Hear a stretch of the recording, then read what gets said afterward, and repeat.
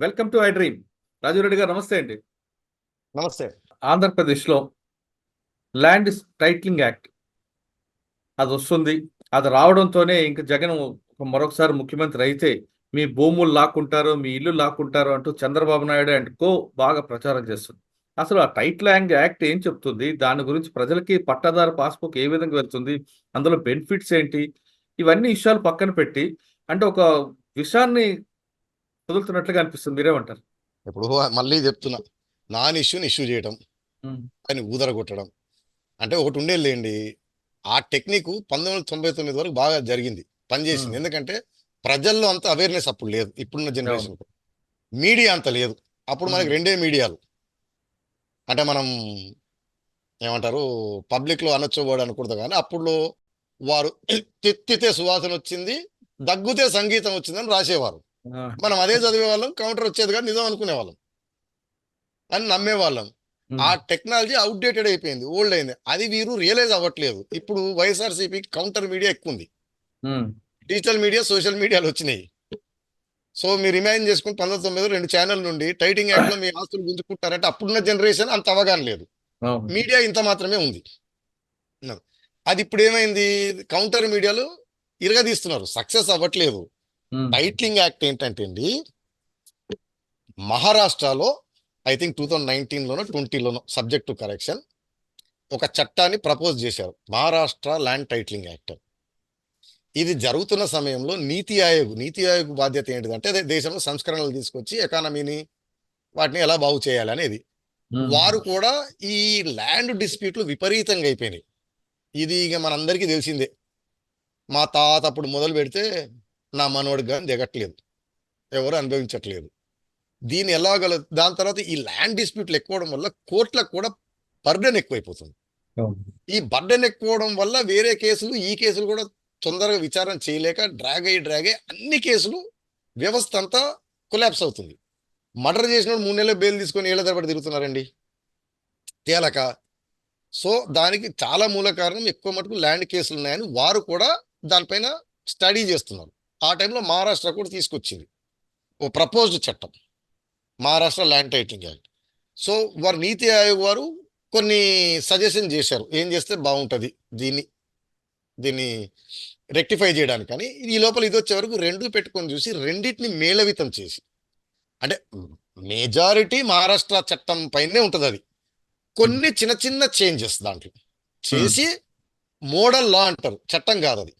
నీతి ఆయోగ్కి చట్టం చేసే హక్కు లేదు కాబట్టి నెంబర్ 1. నెంబర్ 2, కేంద్ర ప్రభుత్వానికి ల్యాండ్ పైన రాజ్యాంగం ప్రకారం వారికి హక్కు లేదు, రాష్ట్ర ప్రభుత్వం చేయాలి. అప్పుడు మోడల్ లా అంటారండి. అంటే ఒక నమూనా చట్టాన్ని చేసి అన్ని రాష్ట్రాలకు పంపిస్తారు. మీరు చూడండి, మీకు పనికొస్తే అనుకూలు ఉంటే పెట్టుకోండి, మీ చేంజెస్ కూడా చేసి పెట్టుకోవచ్చు అనమాట రాష్ట్ర ప్రభుత్వాలు. ఇది నీతి ఆయోగ్ ద్వారా వచ్చింది.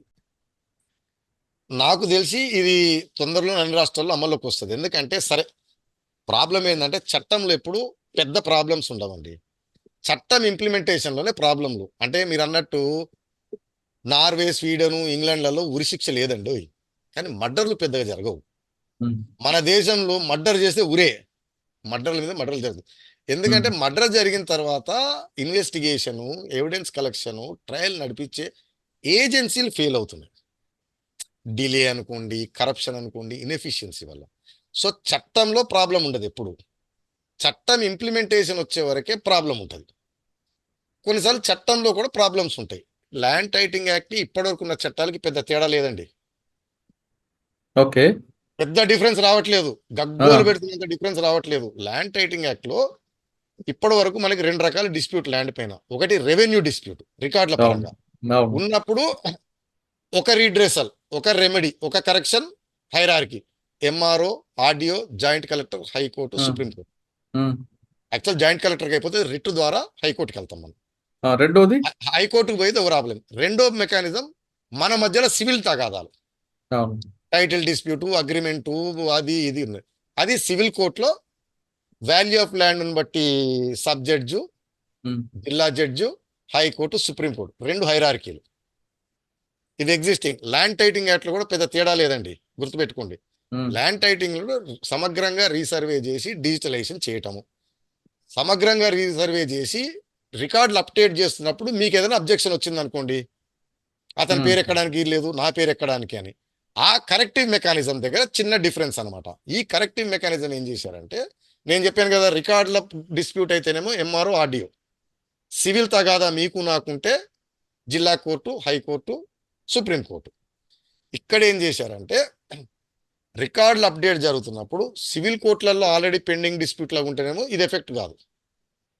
కొత్తగా జరుగుతున్నప్పుడు మీకు ఏదైనా అబ్జెక్షన్ వచ్చిందా, ఇక్కడ 2 ఆఫీసర్లు అండి, టైటిలింగ్ ఆఫీసరు, అంటే ఒక అథారిటీ పెడతారు ఫస్ట్, ల్యాండ్ అథారిటీ అని, titling officer, resolution officer, appellate tribunal, 3 ఉన్నాయి. టైటిలింగ్ ఆఫీసరుకి మీరు అబ్జెక్షన్ పెడతారు, దీనిపైన ఈ ప్రాబ్లం ఉంది, ఇది అతనిది కాదు నాది, అర్థమైందండి, ఇది ఇలా కాదు అలా అని పెడతారు. గతంలో అయితేనేమో మనం ఎంఆర్ఓకి పెట్టేది, ఇప్పుడు టైటిలింగ్ ఆఫీసర్కి ఇచ్చారు. ఇక్కడ కూడా ఇది బెటర్ పాత చట్టం కంటే. పాత చట్టంలో ఎంఆర్ఓ, ఈ చట్టంలో titling officer is above the rank of joint collector. So more experienced, more knowledgeable person. కానీ మరి వాళ్ళు చంద్రబాబు అండ్ కో చాలా క్లియర్ గా చెప్తే మీ భూములు లాక్కుంటారు. అది ఇష్యూ, నేను అనేది అది నాన్ ఇష్యూ. అదే అండి, వాలంటీర్లు వచ్చి కిడ్నాపులు చేస్తున్నారు, రేపులు చేస్తున్నారు, ఎత్తుకొని పోయి దుబాయ్ కమ్మేశారని కూడా అన్నారు. ఇది చేయటము, ఒక మీడియా సెక్షన్ ఊదరగొట్టడం, దాన్ని ఒక వర్గం ప్రజలంతా నమ్మటము, అది అయిపోవడం. సో టైటిలింగ్ యాక్ట్ లో, అంటే ప్రజల క్లారిటీ కోసం చెప్తున్నాం, మనం డీప్ కాదు కానీ జనరల్ గా. So MRO RDO joint collector చుట్టూ తిరిగే బదులు direct joint collector rank officer, titling officer, అతనికి మీరు అబ్జెక్షన్లు అవి పెట్టుకోవచ్చు. అతను అబ్జెక్షన్లను పరిశీలించి నిర్ణయం తీసుకుంటాడు. డిస్ప్యూట్ ఉందంటే అతను ఏం చేస్తాడు, రిజల్యూషన్ అథారిటీ పంపిస్తాడు. రిజల్యూషన్ అథారిటీ జిల్లా జడ్జి ర్యాంక్ అండి. సో మళ్ళీ మీరు సివిల్ కేసు ఎట్లా పోతారు, జిల్లా జడ్జి, హైకోర్టు. సో ఒక రిటైర్డ్ జిల్లా జడ్జి రిజల్యూషన్ ఆఫీసర్ ఉంటాడు. సో చేంజ్ లేదు, ర్యాంకు హైరార్కీ. బట్ కోర్టులు నిండిపోకుండా, కోర్టులలో మర్డర్ కేసులు, ఆ కేసులు, డిస్ప్యూట్, కాంట్రాక్ట్ కేసులు, 100 రకాల కేసుల్లో ల్యాండ్ కేసులు అవుతాయి. ఇక్కడ వచ్చే వరకు ఈ అధికారి not below the rank of జిల్లా జడ్జి అధికారి దగ్గర ఈ కేసులు తప్పితే లేవు. అంటే కోర్టులలో స్మూత్ గా జరుగుతుంది, ఫాస్ట్ గా, ఇక్కడ కూడా ఫాస్ట్ గా జరుగుతుంది. ఇతన్ని మీ డిసిషన్ మీకు నచ్చలేదు అనుకోండి, జిల్లా జడ్జి గారిది, జిల్లా జడ్జి జాయింట్ కలెక్టర్ పైన జిల్లా జడ్జి అధికారి అప్పలేట్ అథారిటీ ఉన్నాడు. సేమ్ మనం కోర్టు, సివిల్ కోర్టుకు పోయిన సబ్ జడ్జి, జిల్లా జడ్జి, అతనికి అప్పీలు, అతని అప్పీల్ నచ్చకపోతే హైకోర్టు. సో డిఫరెన్స్ లేకపోగా ల్యాండ్ తగాదాలు, సివిల్ తగాదాలు కోర్టుల నుంచి లాగి equal ranking, equally experience persons దగ్గర తీసేశారు.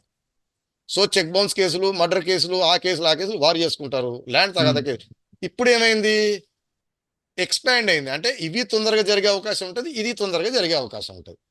బర్డెన్ కూడా తగ్గుతుంది కదా, బర్డెన్ తగ్గుతుంది, ఫాస్ట్ గా అవుతుంది, అప్రోచబుల్. ఇంకోటి, ల్యాండ్ టైటిలింగ్ యాక్ట్ వల్ల జరగదు ఏంటంటే, ల్యాండ్ టైటిలింగ్ యాక్ట్ జాగ్రత్తగా చదివితే మీరు civil court powers, civil court ప్రొసీజరే పెట్టారు. సో సివిల్ కోర్టులో ఎలా జరుగుతుందో ఇక్కడ కూడా dispute resolution, summons, evidence, appreciation of evidence, డాక్యుమెంట్లను చూడడము, డాక్యుమెంట్లను మార్క్స్ చేయడము, జడ్జిమెంట్ రావడం, అట్టే అసలు అబ్సల్యూట్ గా. ఇప్పుడు సివిల్ కోర్టు అంటే ఏం లేదండి, ఇప్పుడు మీరు గుంటూరు లేదా మా హైదరాబాద్ లో ఉందనుకోండి, ల్యాండ్ పంచాయతీ ఉంటే బడిచోడు పాత చార్మినార్ దగ్గర సివిల్ కోర్టు వేసుకునే బదులు మనకు ఆ జూబ్లీస్ పంజాగుట్టాలో అదే జిల్లా జడ్జి అధికారి ఉన్నాడు, అక్కడికి వెళ్ళి వేసుకుంటాం. ప్రొసీజర్ సేమ్, ఎవిడెన్స్ సేమ్, అర్జీలు same, everything is same, there is no difference. అయితే అందరు చెప్పే ప్రకారం చట్టంలో లొసుగు లేదు. ఆ వేసిన జిల్లా జడ్జి కరప్ట్ అనుకోండి, టైటిలింగ్ ఆఫీసర్ కరప్ట్ అనుకోండి, దానికి మనం ఎవరు ఏం చేయలేం. కానీ మళ్ళీ మీకు సేమ్, ఇప్పుడు ఎంఆర్ఓ కరప్ట్ అయితే ఏం చేస్తాం, పైకి వెళ్తున్నాం. ప్లాట్ఫామ్, ఒక అడిషనల్ ప్లాట్ఫామ్ వచ్చింది ఇప్పుడు, సేమ్ ప్రొసీజర్, ఎవ్రీథింగ్ మారింది అంతే. బిల్డింగ్ మారింది, ప్లాట్ఫామ్ మారింది. ఇప్పుడు మీకు ఏ జిల్లాకి వెళ్ళినా సెషన్ జడ్జు, డిస్ట్రిక్ట్ జడ్జి 2 ఒకటే. నేను కొత్త ప్రాక్టీస్ మొదలు పెట్టినప్పుడు ఇబ్రాహీంపట్నం ఉంటుంది, నాకు తెలియక కన్ఫ్యూజ్ అయ్యేవాడిని. ఆయన మధ్యాహ్నం వరకు మెజిస్ట్రేట్ క్రిమినల్, లంచ్ చేసి వచ్చి సివిల్కి ఎక్కేవాడు. నాకు అర్థం కాలేదు ఫస్ట్, అరే ఆయన పొద్దునుంచి మెజిస్ట్రేట్ అన్నారు, మధ్యాహ్నం కానీ బోర్డు మారుస్తున్నారు. మనిషి మారేయడం కూడా మనిషి ఏం కనపడదు, అదే బొమ్మ బొరుసులాగా. ఇప్పుడు ఒక కోర్టు పోతే 100 రకాల కేసులు, వాటిలలో ఈ కేసులు అన్నీ కలిసి ట్రాఫిక్ జామ్.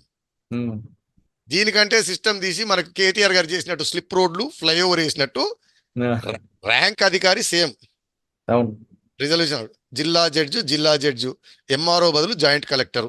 ప్రొసీజర్ కంప్లీట్ గా సిపిసి సివిల్ ప్రొసీజర్ కోడ్లు ఉన్నది. ఇండియన్ ఎవిడెన్స్ యాక్ట్ అన్ని సెక్షన్లు వర్తిస్తాయి దీనికి. ఓకే. ఇది కూడా కోర్టే ఇదే. కాబట్టి లాగేది, గుంజుకునేది, పీకేది, ఎతకపోయేది లేదు. కనీసం మీడియా ఎన్లైటన్ చేయాలండి చెత్తవాగుడు వాగుతే. ఎందుకంటే మనం చెప్పిన సూట్లు, కోర్టులు, ఒక ఆయన వస్తాడు రిటైర్డ్ జడ్జి అంటారు, ఇంకొక ఆయన అప్పుడు జడ్జి అంటారు. ఎన్లైటన్ చేయకపోగా ఇది చేయటము. రెండోది ఏంటంటే ఏదో ఈ స్టాంప్ పేపర్ పైన ఒక వివాదం. చిత్తు కాగితం ఇస్తున్నాడు మీ చేతికి, చిత్తు కాగితం ఇస్తున్నాడని. ఐ థింక్ సజ్జల రామకృష్ణారెడ్డి గారు చెప్పారు, మనం గతంలో విమానం ఎక్కితే పుస్తకం ఉండే టికెట్, ఇప్పుడు ఫోన్లో క్యూఆర్ కోడ్ చూపెట్టి పోతున్నాం. క్యూఆర్ కోడ్ చేతుకుంటే మొత్తం హక్కులు వచ్చేసినట్టే కదా మీకు. సో మీ రికార్డులన్నీ భద్రపరిచుంటే గవర్నమెంట్ మీకు ఒక ఈ స్టాంప్ పేపర్ ఇస్తారు. That is the proof of everything. ఇప్పుడు మీరు ధరణిలో రిజిస్ట్రేషన్ చేసిన పాతకాలంలో 20 పేజీలు ఇవ్వండి, అవును, ఓ పేజ్ అర పేజ్ వస్తుంది. సో ఆ ఎత్తుకపోయేది. మనకి అప్పుడు యునైటెడ్ ఫ్రంట్ లో దబా ప్రధానమంత్రులు మారుతుండేవాళ్ళు, ఫోటోలు తీయలేక తెచ్చేది. ఐకే గుజరాల్ అని ఒక ఆయన అయ్యాడు. ఆయన ఫోటో ఎక్కడ దొరకట్లేదు, ఒక ఆఫీస్ పోతే ఆయన ఎవరెవరికి తెలియదు. హైరానా పడిపోతున్నారు. అప్పటిలాగా ఇప్పుడు గూగుల్, వాట్సాప్ లేవు. లేకపోతే ప్రభుత్వ అధికారి ఆఫీస్ అంతా ఆవిడ అటెండర్ నుంచి కలెక్టర్ దాకా ఎగురుతున్నారు. ఏంటంటే అంటే నాకు ఓ మాట చెప్తాను. ఇక్కడ ఒక ఎలక్షన్ జరుగుతుంది. ఒక ఎంపీ గారు వచ్చారు, ఓట్లు మీకు ఎందుకు వేయాలి అన్నాడు. నేను ఈ రోడ్లు వేసాను, ఇది నాటాను, అది నాటాను అంటే బూత్ పదం వాడుతూ ఎర్రి డాష్ డాష్ డాష్ నీ బాధ్యత రాది గొప్ప చెప్పుకుంటామని తిట్టారు. మా కొలీగ్ ఒక ఆయన ఉన్నాడు, గ్రీస్లో అడ్వకేట్, సీనియర్ అడ్వకేట్. ఆయన కజకిస్తాన్లో ఒక జడ్జి, నా కొలీగ్ ఇక్కడ పిహెచ్డీలో. వారు భారతదేశానికి వచ్చారు పోయిన సంవత్సరం అంతకుముందు.